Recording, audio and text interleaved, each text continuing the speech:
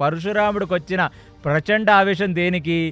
తల్లిని తన దూడ నుంచి వేరు చేసి తల్లిని తీసుకువెళ్ళిపోతున్న కార్తవీర్యార్జునుడు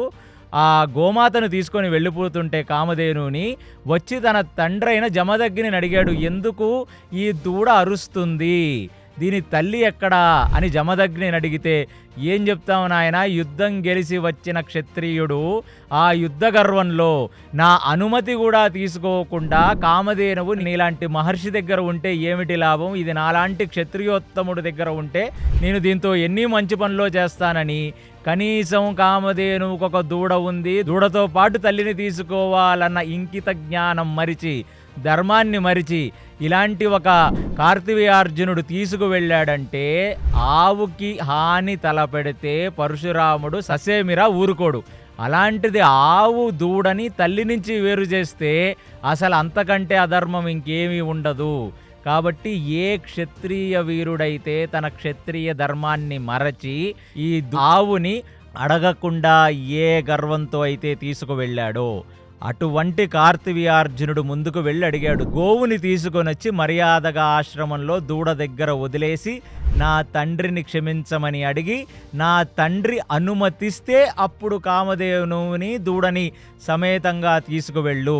లేదా నాతో యుద్ధం చేసి గెలిచి ఈ ఆవుని తీసుకువెళ్ళమంటే కార్తవీర్యార్జునుడు ముందు ఉన్న ఆ బ్రాహ్మణ పిల్లవాడు, అంటే ఈ వృత్తాంతం జరిగినప్పుడు పరశురాముడు ఒక టీన్స్లో ఉన్న వ్యక్తి, అలాంటిది ఆయన అన్నది అతని సైనికులతో, బ్రాహ్మణ బాలుడు వెర్రి బాలుడు, వాడికి ఏమీ తెలియదు, కాబట్టి నాలాంటి క్షత్రియోత్తముడు ముందుకొచ్చి యుద్ధం చేసి గోవుని తీసుకెళ్ళమంటున్నాడు, వాడంతట వాడే వచ్చి యుద్ధం చేస్తానన్నప్పుడు బ్రాహ్మడైతేనేమి క్షత్రియుడైతేనేమి చంపేయండి వాడిని అన్నాడు. అప్పుడు ఆయన ముందుకు వచ్చి ఇంతమంది యుద్ధం చేస్తే తన గండ్రగొడ్డలిని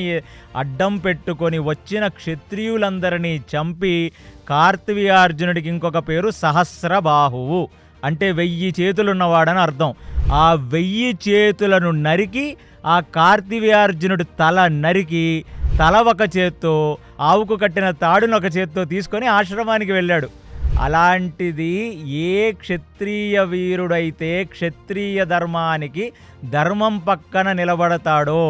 వాడిని ఎలా చంపుతాడు పరశురాముడు. అందుకనే ఒక్క క్షణం ఆ భీముడుకున్న పూనికను చూసి నేనే తప్పు చెయ్యలేదు,